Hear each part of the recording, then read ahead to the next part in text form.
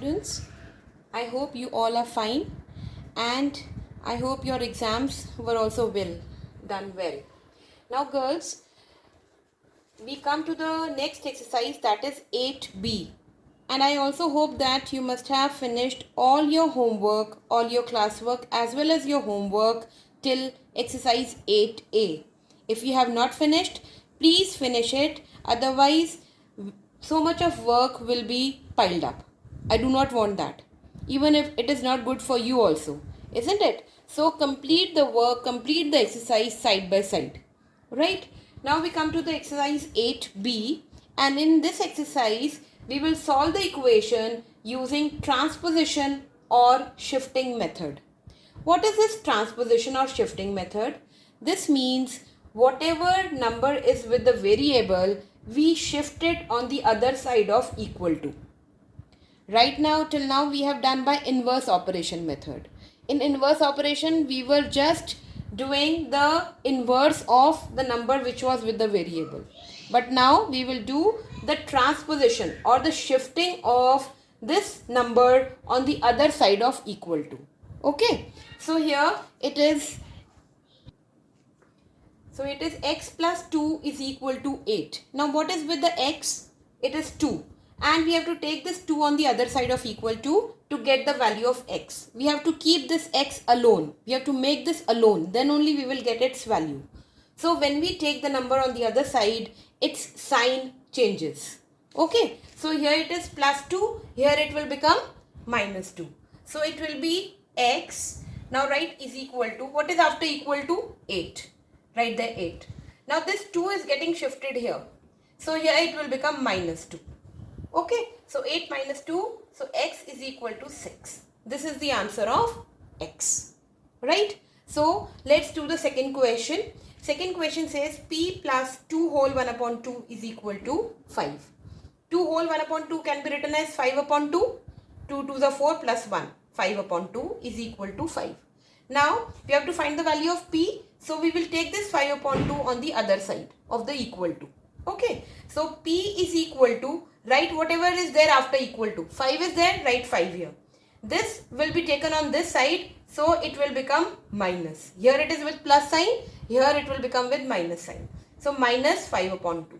Okay, so we will take 2 as the LCM, and then 2 multiplied by 5, 10 minus 5. So that gives you 5 upon 2.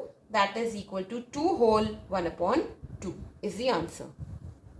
We come to the third question. It says a minus 1 is equal to 9. Now we have to find the value of a. Whatever is there with a, we will take this on the other side. This 1 we will go take it on the other side. So a is equal to 9, right? Whatever is there after equal to 9. And this 1 is going on the other side, it will become plus 1. So a is equal to 10. Now we come to the 8th question. It says 1 upon 9 t is equal to 4. We have to find the value of t. Okay. So write t is equal to 4. Write here 4. And here this is 9 is getting divided here. So here it will get multiplied. Opposite, it will get always opposite. Plus will get minus. Minus will get plus. Division will get multiplication. And multiplication will get division there. So it will be t is equal to 4 into 9 is equal to 36. Now let's come to the 10th question. 10th question says x upon 2 upon 8 is equal to 1 upon 1.4. Okay, this is with the decimal. We have not done the decimal chapter, but still you must have done a bit of decimal in earlier class. If not, don't worry, I'll explain you here.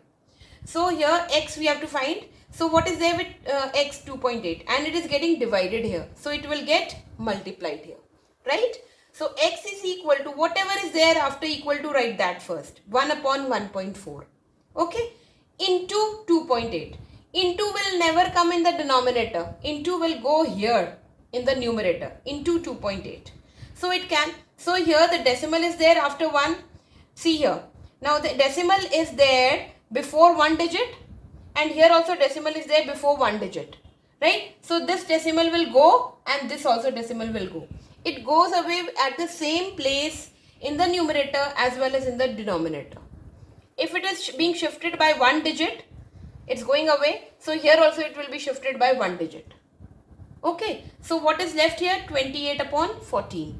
We will then cut it. 14 ones are and 14 twos are 28. So value of x is equal to 2. Now we come to the 12th question.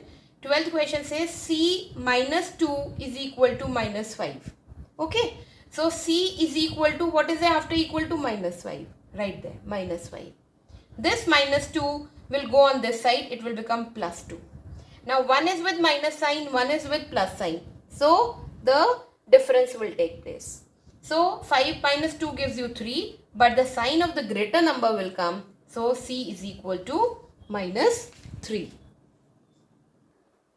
Now we come to the 13th question. It says minus 3 plus y is equal to 18. So here we have to find the value of y. Whether it is written on this side or on this side, it doesn't make any difference. Y is equal to, what is after equal to? 18. Write the 18. And this minus 3 will go on this side. It will become plus 3. Plus 3. So y is equal to 21.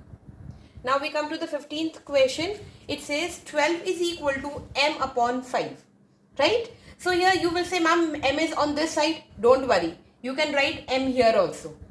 It is not any problem. So m is equal to, what is there after equal to? 12. Write there 12. This 5 is getting divided here. It will get multiplied here. So into 5 is equal to 60. So the value of m is equal to 60. Now you know, girls, both the techniques, both the types of solving an equation. First one I taught you was inverse operation, and the second one is transposition. Right?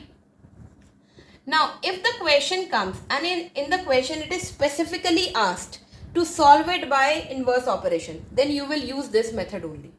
If it is asked solve by transposition, you will use this method only. If it is not asked in the question, you can use any of these two methods. Whichever method is easy for you, you can use any if it is not asked in the question. I hope everything is clear. So this exercise is finished here.